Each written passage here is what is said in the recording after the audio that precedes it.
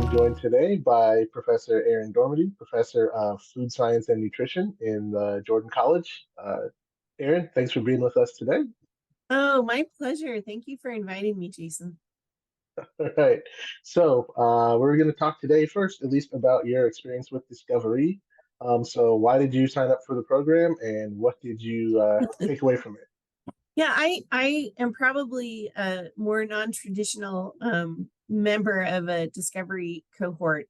I have wanted to do it since the inception of the program, but I had a very demanding teaching schedule. I teach a lot of courses that have labs, and I just never could fit it into my schedule. So ironically, when I became department chair in fall of 23, my schedule opened up a little bit more. And so I was able to finally sign up to be part of this cohort. The reason why I wanted to do it is this is my 24th year at Fresno State. I have always tried to learn the new technologies. I'm going to probably date myself, but when I first came in 99, in the classrooms were overhead projectors, and my lectures were on those sheets that I printed out. And then, slowly we've evolved to where we are now. So, I just really am always looking to improve technology. The students are advancing with technology faster than we can keep up. And so I really feel like it's my responsibility to meet them where they are comfortable. And so Discovery helped me to add some more tools to my toolkit to be able to communicate and listen and deliver information in ways that students are comfortable with. Yeah. Yeah. So in those 24 years, how have you seen the students change? Oh my gosh. So they, in some ways, I see a decline in certain skills, but in other ways they're more advanced. And so that's why we have to change, how we are delivering information. But in 99, you students came to class ready to take notes. And the information transfer was a lot slower, but it was more in depth. Students today really kind of expect all of the lecture notes given to them, and then they add notes to what you've given them. The lectures go a lot faster, so I'm able to cover more information. However, I don't, because you don't get the depth of understanding that we did when students were trained in taking notes and emphasizing what's important, and being able to really look at that information a little bit differently. So I have to break up the lecture materials with active participation so that they're able to synthesize that information in new ways to get that depth of understanding, because it's just, we can't do straight lecture the way that that's how I learned all through graduate school and PhD. Like, we had to learn that information and be able to discuss it orally and to write about it. And it's really different now. And so I feel a real responsibility to continue to educate myself in technology so that I can meet the students where they are.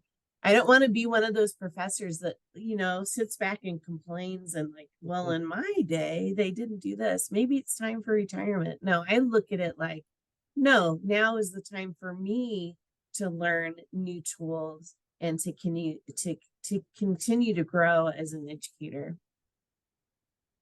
So let's talk about some of those tools that you may have implemented this year. What have you been trying out, and how is it going with you? Yeah, even though I did Discovery after COVID, I had taken enough classes at the Idea Center it's been named many different things during my tenure here, but um, I did the Summer Institute. I did the all of the online learning training just because I wanted to learn. And so when we did pivot to um, completely online instruction during COVID isolation, all of those tools really helped me deliver um, information and experiences. So like I said, I teach a lot of hands-on labs. So I'm having to figure out, how am I going to teach a food chemistry hands-on lab? How am I going to teach a food microbiology hands-on lab when students are confined to their home? And so using a lot of the tools that I learned through my education with Idea Center, I was able to have them do experiments on their kitchen counter. I actually had a couple students in the dorms, and so they had limited availability, but we just figured it out. And I'm so grateful for that period of time, because my students were able to still graduate with a lot of hands-on training that we were doing through live online sessions with them in their kitchen, and me, walking them through step by step. And then since then, since we're back on campus now, there's one class that I kept online, and it's an introduction to food processing. And because it is online and it's a freshman level course, I have had students across the campus sign up for that class. And so now I'm teaching a section of 75 students, and only about maybe 45 of them where it's a requirement for their major. And so it's not gone just outside of our department, but outside of the Jordan College of Agriculture. And so I have students learning how food from the farm, so crops and animals, are safely transformed into something that they would buy at a supermarket. And so the amount of just ag literacy and how to read a food label and how to understand, if a can of green beans is delivering the same nutrition as, fresh, and teaching them how a food is canned and how a food is dehydrated and how milk is pasteurized. And it's because of the online tools that I have that I've been able to reach much, much further. And so I have ideas, even though it's a requirement for students in my department. I'm thinking about, maybe this could be a GE class by kind of using these tools, but everyone needs to understand the science that is on their plate. And so I'm so grateful that I had the tools and I'm able to reach a wider audience with that course. Yeah, I think a lot of people don't see or think about food science and nutrition when they talk about STEM, but just what you're talking about, it kind of encompasses all of the Yeah. letters of STEM. Yeah, it is. It You is. It know, really is. And we now are referring it to STEAM. I know some people put the A in there for arts, like you need to understand art in order to the right brain activity with the left brain activity to understand STEM, but we have the A for agriculture because there is a lot of hands-on STEM going on in the department or the College of Agriculture. And so, yes, thank you for noticing that because it's really true. Yeah. yeah. So one of the things you showed us during the cohort was a food labeling app in a pork stove. So Yeah. could So, you? yeah, I've had mixed results with Okay. that. Okay. With my upper division courses that have they're smaller classes, it's worked a lot better. With my big 75 student class, I tried to introduce a labeling activity where they would use that software as well. And it didn't work as well in the larger class because of inexperience with the students. There were just too many students that had trouble with it. And so I was spending an inordinate amount of time trying to work with those students one-on-one to try to get them through the system. But just to briefly explain what the project is, there's a software program. It's made by ESHA. It's called the food processor. And whenever you go to buy a food product, I'm trying to look for a food product here that has a label. Well, here's one, but you see this nutrition panel with all the nutrition facts on it. So every food product has that. And we create that with this program. And so when our students graduate from Fresno State and go work in the food processing industry, they're using that. On the clinical side, our nutrition students are also using it as well for a different application. And that's helping people to understand what they're eating. And you can do like a 3-day diet, food diary, and work with clients. So it's a very important piece of software. However, it is super expensive. It's about $2,000 per license per year. And there's no way that we could ask students to pay that. So using a Porto, which I kind of like to think as a portal onto a desktop in the sky, where students can go through this portal.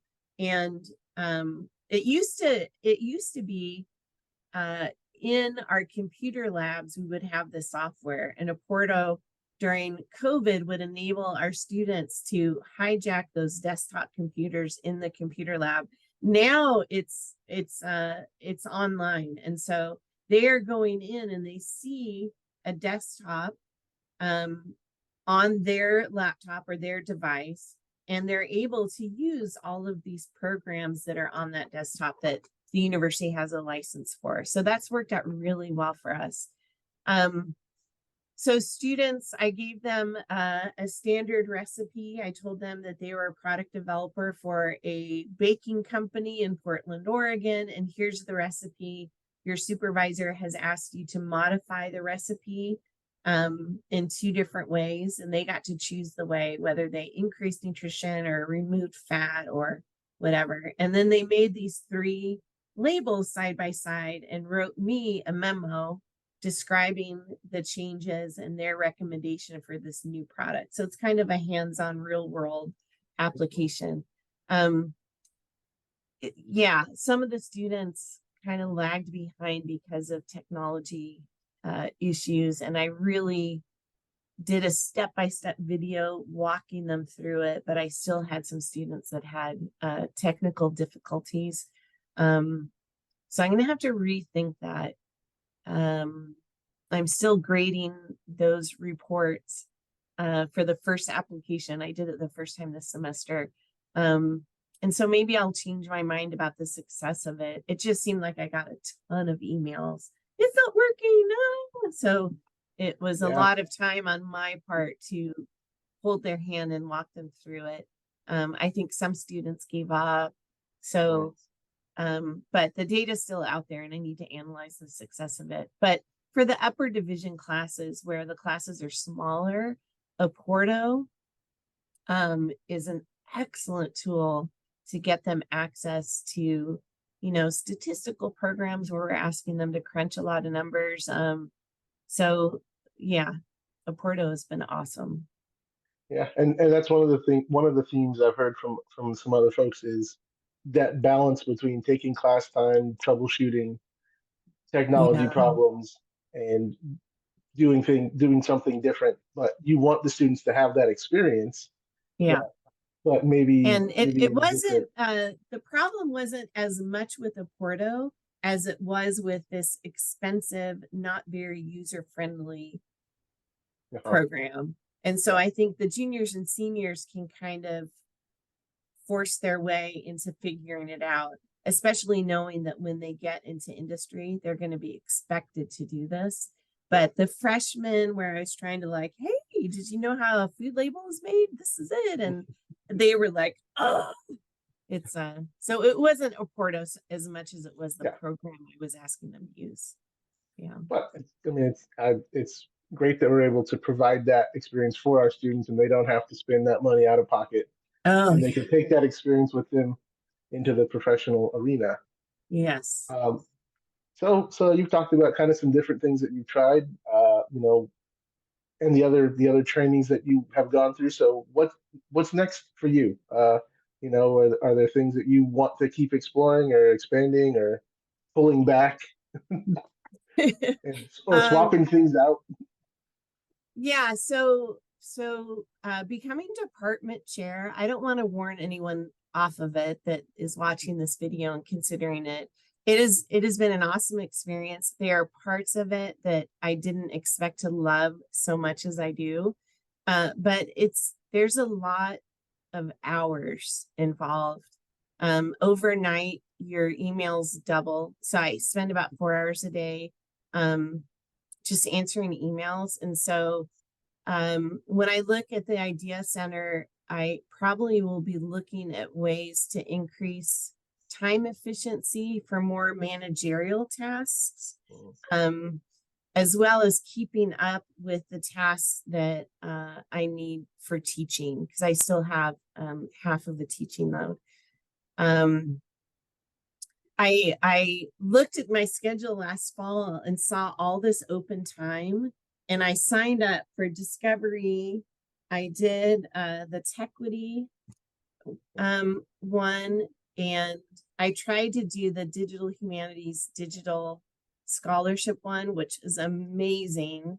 But it was too much, because what I didn't know in my inexperience is that those open hours fill up very, very, very quickly. So coming into this my second year as chair, I will be looking at the course offerings at Idea Center and looking at those things that will help me be a better chair and help me be a better teacher, help me to connect with our students in new and inventive ways, and but maybe not take as many as I signed up for last year. But I love learning. I love technology. I love learning new things that will help me be better. And so I'll probably be a little bit more reasonable about the amount that I do next year. But I'm so grateful for all of the support that we get from the Idea Center and from the Center for Faculty Excellence. I encourage all of my faculty, including the part-timers. There's classes over there that will give you tools to help you do your job. And so I will continue to advocate as department chair to my faculty to take time to take advantage of all that you offer. Great. Well, Erin, thank you so much for taking the time. Oh, thank you, All right. Jason. All right. It's Good good to luck see in you finals week. smile. Okay, thank you. Bye-bye. All right. Bye-bye. To learn more, visit our website, academics.fresnostate.edu/ideas, or contact us to share your story. Ideas at mail.fresnostate.edu.